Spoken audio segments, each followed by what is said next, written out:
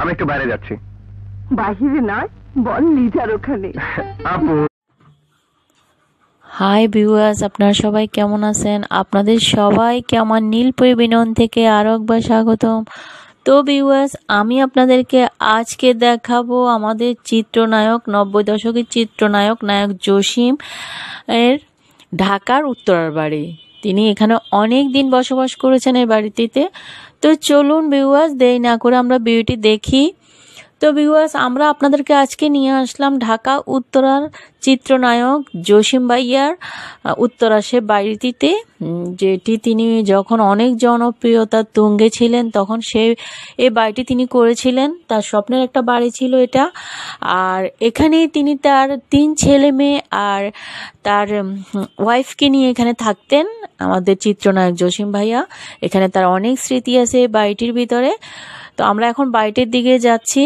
সামনে যত দূরে গিয়ে যাই, যেতে যেতে বাড়িটা অনেক সুন্দর। আমরা বাড়িটার সামনে এসে পৌঁছালাম। তো এই বাড়িটি, এটার ঠিকানা মূলত দেওয়া ছিল আমাদের চিত্রনায়ক জসিম ভাইয়ার কবরের উপরে ঠিকানা লেখা ছিল। তার বাড়িটি উত্তরা কত নাম্বার সেক্টরে অবস্থিত। তো আমরা এখন বাড়িটিতে আসলাম। তো দুঃখের বিষয় হচ্ছে ভিউয়ার্স, আমরা বাড়িটির কাছে এসে জানতে পারলাম বাড়িটি মূলত এখন আর আমাদের চিত্রনায়ক জসিম ভাইয়ার নেই। বাড়িটি বিক্রি করে দেওয়া হয়েছে। এখানে জসিম ভাইয়ার পরিবার, তিনি মারা যাবার পরও আমাদের নায়ক জসিম ভাইয়ার ফ্যামিলি অনেক বছর এখানে ছিল। গত 2009 সালে মোহাম্মদিয়া হাউজিং নামে একটা কোম্পানির কাছে ওনাদের ফ্যামিলি এই বাড়িটি বিক্রি করে দেয়। এখন তারা তাদের অফিসের কার্যালয় হিসেবে এখানে ব্যবহার করতেছেন এই বাড়িটি। মূলত এই বাড়িটি ছিল আমাদের নায়ক জসিম ভাইয়ার। এখানে তার অনেক স্মৃতি আছে। তার বাচ্চাদের ছোটবেলা কেটেছে এখানে। রাতুল, রাহুল, তার 3 ছেলে মেয়ের ছোটবেলা এখানেই কেটেছে। তার কিছু ভালো সময়, ভালো মুহূর্তগুলা, যখন তার সিনেমা খুব তুঙ্গে ছিল জসিম ভাইয়া, তখন এই বাড়িতে তিনি ছিলেন। তিনি মারা যাবার পরও তার ফ্যামিলি এখানে থাকতেন। তো এখন যে কোনো কারণে হোক, ওনার ফ্যামিলি 2009 সালে এই বাড়িটি সেল করে দিয়েছেন মোহাম্মদিয়া হাউজিং নামে একটা কোম্পানির কাছে। এখন তারা বর্তমানে এই বাড়িটি তাদের অফিসের কার্যালয় হিসেবে ব্যবহার করতেছে। আমরা অনেকে এখনো, যারা চলচ্চিত্র প্রেমিক বলেন, যারা নায়ক জসিমকে ভালোবাসেন, তারা এখনো ছুটে আসেন এই বাড়িটির কাছে দেখার জন্য। আর যারা দর্শক, তারাও এটা খুব আগ্রহের সাথে দেখেন যে চিত্রনায়ক জসিম ভাইয়া এই বাড়িটির ভিতরে ছিলেন। তো ভিউয়ার্স, এটাই জসিম ভাইয়ের বাড়ি, আপনাদেরকে আমরা দেখালাম। আর এর ফাঁকে ফাঁকে আমরা ভাইয়ার কিছু জীবনী তথ্য জেনে নেব, কিভাবে তিনি চলচ্চিত্র জগতে আসলেন আর প্রথম সিনেমা তিনি কিভাবে করলেন, তার কিছু অ্যাকশন দৃশ্য, তার কিছু সিনেমার দৃশ্য, সবকিছু মিলিয়ে আমাদের আজকের এই ভিডিও। তো চলুন আমরা নায়ক জসিম সম্বন্ধে কিছু তথ্য সব করে ফেলেছে, অথচ তুমি হাঁটতে হাঁটতে নতুন একটা 3 চাকা রিকশায় সম্বন্ধে কিছু তথ্য জেনে নিই। 80 দশকের জনপ্রিয় সব নায়িকার বিপরীতে তিনি অভিনয় করেছিলেন।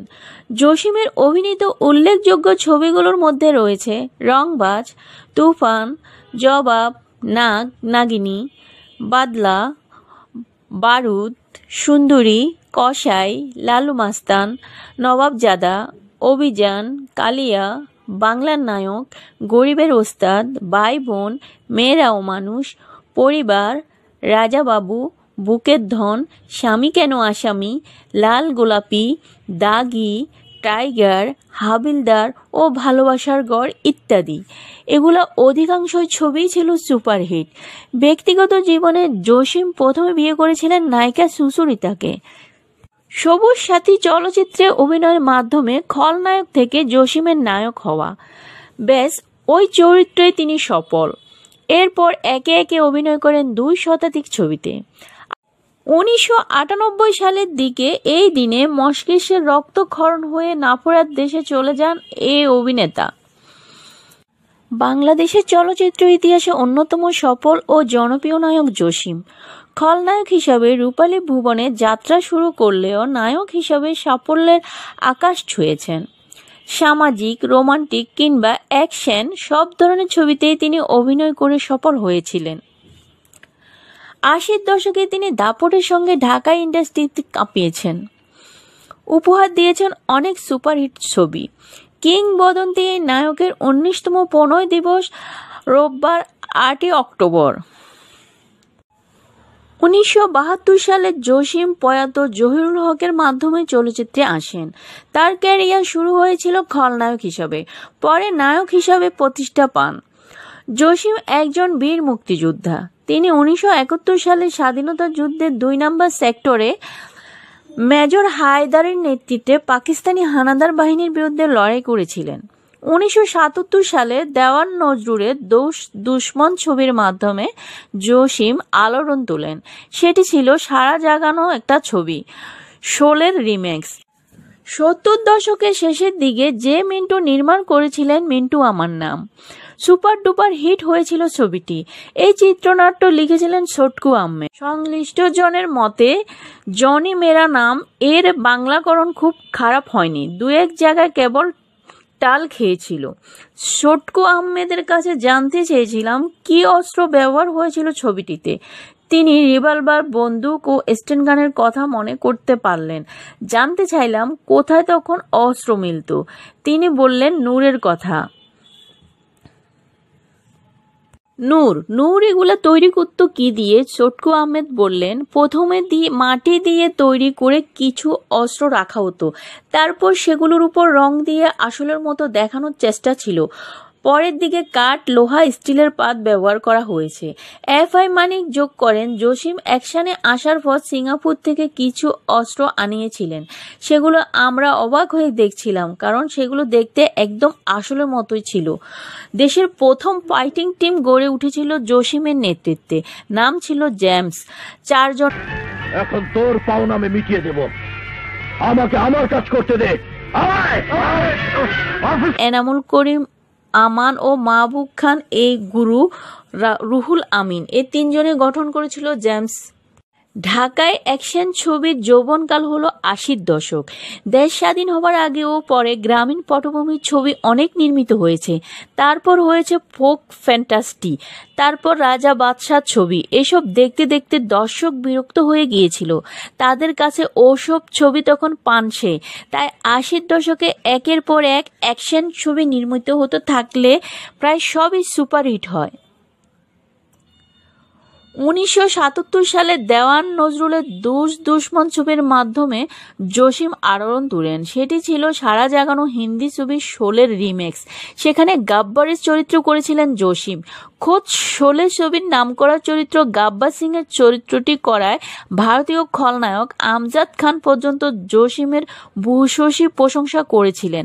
স্বাধীনতার পর আধুনিক বাংলা চলচ্চিত্রে এগিয়ে যাওয়ার জসিমের অবদান সবচেয়ে বেশি ছিল। বাংলাদেশের চলচ্চিত্রে অ্যাকশন ধারার প্রবর্তক এবং ফাইটিং গ্রুপের শুরুটা তার হাত ধরেই হয়েছিল। নায়ক জসিমের অভিনয় জীবন শুরু হয় 1972 সালে দেবর ছবির মাধ্যমে। এরপর 1973 সালে দেওয়ান নজরুল পরিচালিত দুশ্মন ছবিতে অভিনয় করে খলনায়ক হিসেবে জনপ্রিয়তা অর্জন করে প্রচুর। দেলোয়ার জাহান জন্টু পরিচালিত সবুজ সাথী চলচ্চিত্রে অভিনয়ের মাধ্যমে খলনায়ক থেকে জসিম নায়ক হওয়া, ব্যাস ওই চরিত্রই তিনি সফল। এরপর একের পর এক অভিনয় করে 2 শতাধিক সিনেমায়। জসিমের উল্লেখযোগ্য ছবিগুলোর মধ্যে রয়েছে রংবাজ, তুফান, জবাব, নাগনাগিনী, বাদলা, বারুদ, সুন্দরী কসাই। 1986 সালে আরমান ফাইট ডিরেকশন হন। তার ডিরেকশন দেখে মুগ্ধ হতেন জসিম নিজেও। বলতেন, তুমি আমার বন্ধু, সাগরেদ, ওস্তাদও বটে। তোমার কম্পোজিং দেখে আমিও শিখেছি। কিংবদন্তি অভিনেত্রী শাবানার সঙ্গে প্রেমিক এবং ভাইয়ের চরিত্রে অভিনয় করেন। 2টি চরিত্র দর্শক সদরে গ্রহণ করেছিলেন। স্যালেন্ডার ছবির শাবানার প্রেমিক হিসেবে সফল হয়েছিলেন জসিম। সেই শাবানার অবদান মাস্তান রাজা ছবিতে জসিমের বড় বোন হিসেবে সফল হয়েছিলেন। মূর্খ মানুষ, এত কিছু বুঝি না রে। শুধু বুঝি মানুষের সততাই মানুষকে উপরে তোলে, তাতে সিঁড়ির কোনো প্রয়োজন হয়। জসিম আবিষ্কার করেন জনপ্রিয় নায়ক রিয়াজকে। 1994 সালে রিয়াজ চাচাতো বোন ববিতার সঙ্গে VFDC-তে ঘুরতে গিয়ে জসিমের নজরে পড়েন। জসিম তখন তাকে অভিনয় প্রস্তাব দেন। 1995 সালে জসিমের সঙ্গে বাংলার নায়ক ছবিতে অভিনয় করেন রিয়াজ। বাবুল চৌধুরী পরিচালিত প্রতিশোধ 1972 প্রথম অ্যাকশন ছবির মর্যাদা লাভের দাবিদার। ইবনে মিজান জিজ্ঞাসা ছবিটির মর্যাদা পাওয়ার আবেদন রাখতে পারে। এটি ছিল লেডি অ্যাকশন টাইপ ছবি। এটি মডার্ন অ্যাকশন ঘরানা একটি শাখা। এতে নায়িকা থাকেন মূল চরিত্রে। জিজ্ঞাসার জবাব চৌধুরী প্রধান চরিত্রে রূপায়ণ করেছিলেন। তিনি বলেন নূরের কথা। 70-এর দশকের শেষের দিকে এই যে মিন্টু নির্মাণ করেছিলেন মিন্টু আমার নাম, সুপার ডুপার হিট হয়েছিল ছবিটি। চিত্রনাট্য লিখেছিলেন ছটকু আহমেদ। চলচ্চিত্রের একসময় প্রতাপশালী অভিনেতা জসিম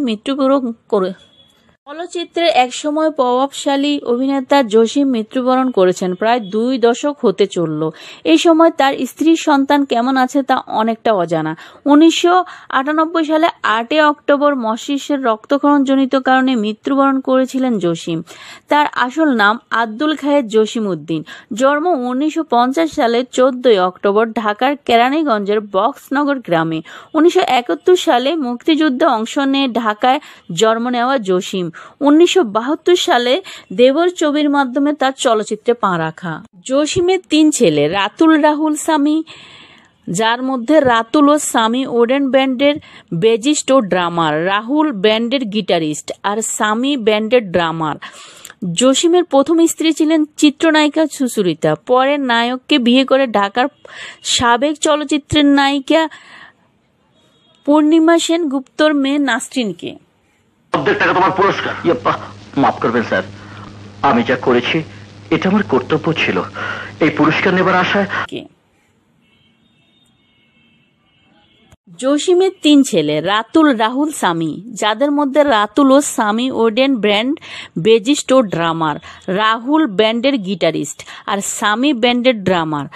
জসিমের প্রথম স্ত্রী ছিলেন চিত্রনায়িকা সুচরিতা। পরে নায়ক বিয়ে করেন ঢাকার প্রথম সাবেক চলচ্চিত্রের নায়িকা পূর্ণিমা সেন গুপ্তর মেয়ে নাসরিনকে। জসিমের আসল নাম আবুল খায়ের জসিম উদ্দিন। লেখাপড়া করেন বিএ পর্যন্ত। 1971 সালে মহান স্বাধীনতা যুদ্ধের একজন সৈনিক হিসাবে তিনি পাকিস্তানি হানাদার বাহিনীর বিরুদ্ধে লড়াই করেছিলেন। 2 নম্বর সেক্টর মেজর হায়দারের নেতৃত্বে মুক্তিযুদ্ধে লড়েছিলেন তিনি। জসিমের অভিনয় জীবন শুরু হয় 1972 সালে। আমাদের চিত্রনায়ক জসিম স্যারের কবর এখানেই উত্তরাতে, এখানেই তার কবরটা, এখানেই তিনি শুয়ে আছেন। কিছুদিন আগে তার ছেলে রাতুল মারা যায়। তো তার জন্য শোনাচ্ছি যে এই সংসারের কর্তা তুমি, এটা তোমার সংসার, সবকিছু জানার অধিকার তোমার। না, আমি কিছু। তার কবরটা এখানে হয়, তার বাবার কবরের উপরে। তো ভিউয়ার্স, আপনাদের কাছে আমাদের প্রয়াত নায়ক জসিমের ভাইয়ার বাড়ির বিউটি কেমন লাগলো?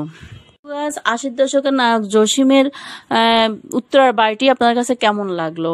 আর আসলে কি এই বাড়িটি নায়ক জসিমের স্মৃতিস্বরূপ কি রেখে দেওয়া উচিত ছিল?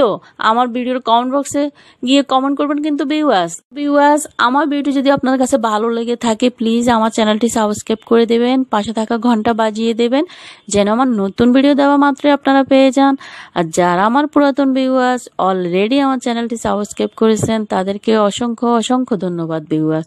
তো আপনাদের মাঝে ফিরে আসবো বিনোদনের সব নিত্য নতুন ভিডিও নিয়ে নীলপরি বিনোদন থেকে। সে পর্যন্ত আপনাদের সবার ভালো থাকা, সুস্থ থাকা কামনা করে আজকের মতো নীলপরি বিনোদন থেকে এখানেই বিদায় নিলাম। আল্লাহ হাফেজ ভিউয়ার্স। হাই ভিউয়ার্স, আপনার আমাদের ভিডিওটি ভালো লাগলে লাইক, কমেন্ট করে আপনার মতামত দিন। সাথে থাকার জন্য সাবস্ক্রাইব করুন এবং বেল বাটনটিতে ক্লিক করুন।